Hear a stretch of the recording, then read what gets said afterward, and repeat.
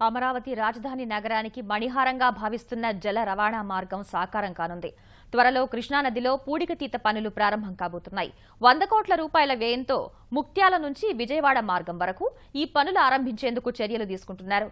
జల రవాణాకు అనుగుణంగా 7 టెర్మినళ్లతో ఈ నిర్మాణం చేపట్టబోతున్నారు. 3 దశల్లో కాకినాడ తడ మార్గం అభివృద్ధి చేయాలని సంకల్పించారు. ఈ మార్గం సరుకు రవాణాల్లో కీలకమయ్యే అవకాశం కనిపిస్తోంది. సాగరమాల ప్రాజెక్టులో కీలకమైన కాకినాడ తడ మార్గం పనులు త్వరలో ప్రారంభం కానున్నాయి. గతంలో బ్రిటిష్ కాలంలో సరుకు రవాణాలో ఇది కీలక పాత్ర పోషించింది. తిరిగి ఈ మార్గాన్ని పునరుద్ధరించేందుకు చేసిన ప్రయత్నాలు ఇన్నాళ్లకు కొలిక్కి వచ్చాయి. జాతీయ జల రవాణా మార్గం 4లో కీలకమైన ఈ భాగాన్ని అభివృద్ధి చేయనున్నారు. ఇది సరుకు రవాణాతో పాటు పర్యాటకానికి దోహదపడుతుంది. ఉమ్మడి భాగస్వామ్యంతో దశలవారీగా దీన్ని అభివృద్ధి చేసేందుకు ఇప్పటికే కేంద్ర రాష్ట్ర ప్రభుత్వాలు ఒప్పందం చేసుకున్నాయి. ఈలోగా కేంద్ర ప్రభుత్వం ముక్త్యాల విజయవాడ మార్గాన్ని 100 కోట్ల రూపాయలతో అభివృద్ధి చేయనుంది. దీనికి సంబంధించి టెండర్ల ప్రక్రియ పూర్తయింది. త్వరలో పనులు ప్రారంభం కానున్నాయి. జాతీయ జల రవాణా మార్గం 4 కింద కాకినాడ రాజమహేంద్రవరం, రాజమహేంద్రవరం ఏలూరు, ఏలూరు విజయవాడ, విజయవాడ పెదగంజాం, పెదగంజాం తడ వరకు కాలువలు ఉన్నాయి.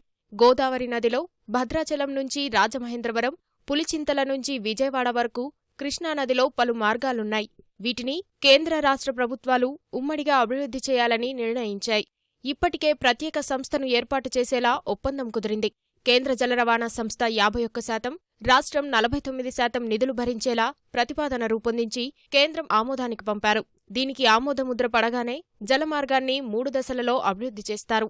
రాత్రిపూట కూడా రవాణాకు అనుకూలంగా తీర్చిదిద్దనున్నారు.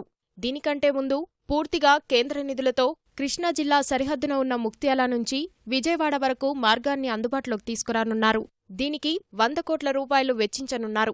ఈ పనులకు సర్వే, టెండర్ల ప్రక్రియ పూర్తి చేసి 2 సంస్థలకు నిర్మాణ బాధ్యతలు అప్పగించారు. త్వరలో ఈ మార్గంలో పూడికతీత పనులు మొదలవుతాయి. ఇక్కడ దాదాపు 2.90 లక్షల క్యూబిక్ మీటర్ల పూడిక ఉంటుందని అంచనా వేస్తున్నారు. రాజధానిలో వివిధ నిర్మాణాలకు తుదిరూపు ఇచ్చే ప్రయత్నాల్లో ప్రభుత్వం ఉంది. ముక్త్యాల సమీపంలో నదికి 2 వైపులా పెద్ద సిమెంటు కర్మాగారాలున్నాయి. వీటి నుంచి సిమెంటుతో పాటు ఇసుక, ఉక్కు, ఇతర నిర్మాణ సామాగ్రిని తక్కువ ఖర్చుతో చేయవచ్చు. రోడ్డు రవాణా వ్యయంతో పోలిస్తే జల రవాణాకు సగమే ఖర్చవుతోంది. పనులు పూర్తయితే సరుకు రవాణా ఊపందుకుంటుంది. ఈ మార్గంలో ఒక్కో విడత దాదాపు 1000 టన్నుల సామర్థ్యం ఉన్న నౌకలు తిరగనున్నాయి. కృష్ణాతీరం వెంట ఉన్న పుణ్యక్షేత్రాలకు భక్తులను చేరవేసేందుకు దీన్ని ఉపయోగిస్తారు. ఇందుకోసం 7 టెర్మినళ్లను నిర్మించనున్నారు. ఇందులో 3 సరుకు రవాణా టెర్మినళ్లు ముక్త్యాల, ఇబ్రహీంపట్నం, హరిశ్చంద్రపురంలో నిర్మిస్తారు. దుర్గాఘాట్, భవానీ ద్వీపం, వేదాద్రి, అమరావతిలో ప్రయాణికుల టెర్మినళ్లను నిర్మించనున్నారు. ఈ పనుల సమగ్ర ప్రాజెక్టు నివేదిక రూపొందించే బాధ్యతను రాష్ట్ర ప్రభుత్వం రైట్స్ అనే సంస్థకు అప్పగించింది. 3 దశల్లో జల రవాణా మార్గాన్ని సిద్ధం చేయనున్నారు.